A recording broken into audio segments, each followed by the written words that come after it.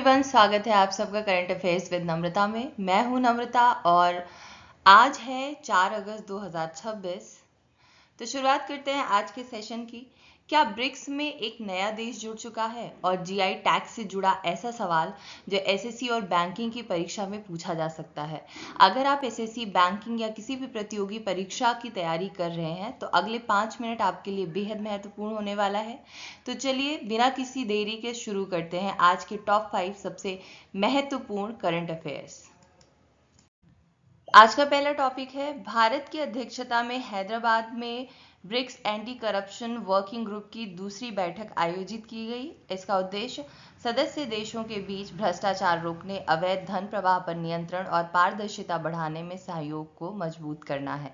इस टॉपिक से कुछ एमसीक्यूज भी हैं जो हम आगे देखेंगे। ब्रिक्स का सबसे नया सदस्य देश कौन सा है? तो ये है आपका इंडोनेशिया।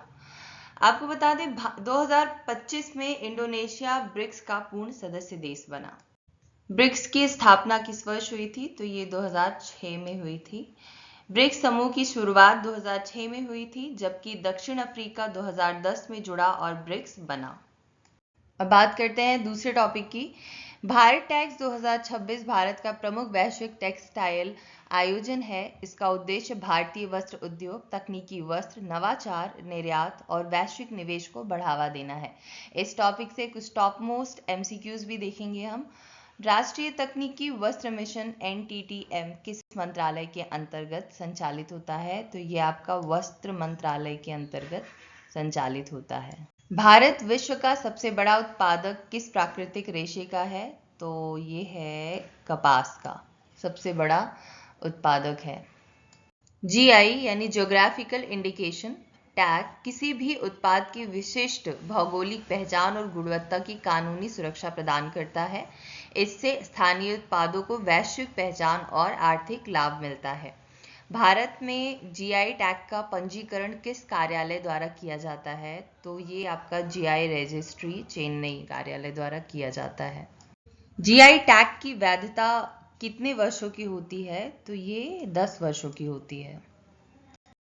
बात करते हैं एक और ही बहुत ही महत्वपूर्ण टॉपिक की, जो है सरकार ने रेलवे क्षेत्र में पारदर्शिता, निष्पक्ष प्रतिस्पर्धा और बेहतर नियमन को बढ़ावा देने के लिए रेलवे रेगुलेटरी अथॉरिटी की दिशा में कदम बढ़ाया है।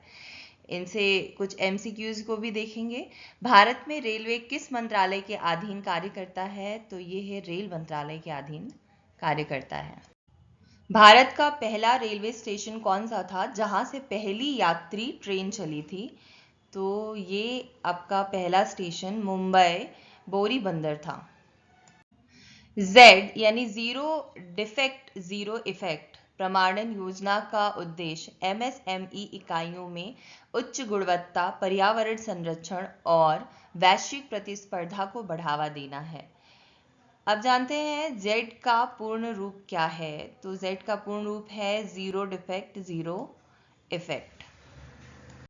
MSME दिवस यानी इंटरनेशनल MSME डे कब मनाया जाता है? तो ये आपका 27 जून को मनाया जाता है।